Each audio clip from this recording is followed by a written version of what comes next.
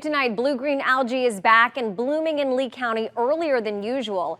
Experts say it's due to the warmer weather we're seeing, but last night's storms could have been a silver lining for neighbors, masking the smell and breaking up all the gunk. Here are the places the Florida Department of Health says they've detected blooms: the Caloosahatchee River, Telegraph Creek, Hancock Creek, and Moody River. The Night Beat's Justin Case joins us live from Telegraph Creek near Olga. Justin, even though the algae isn't visible, that doesn't mean the threat isn't there.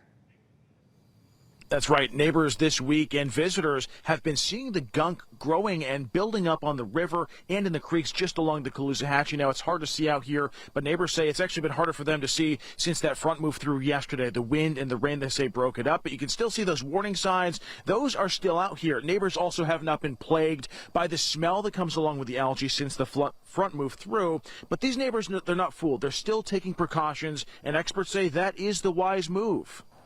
There's a danger lurking silently in some of our waterways, and no, we're not talking about gators. As long as there's no wind, there'll be algae here. We're talking about blue-green algae, and people expect it nowadays, but what's shocking for people is how early in the year we're seeing the blooms already. It's more than I've seen because I haven't seen any.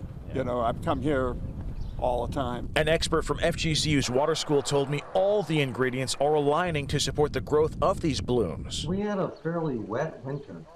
So because of that, all the nutrients that are built up on people's lawns and in the watershed are coming off earlier than normal. It's getting warmer.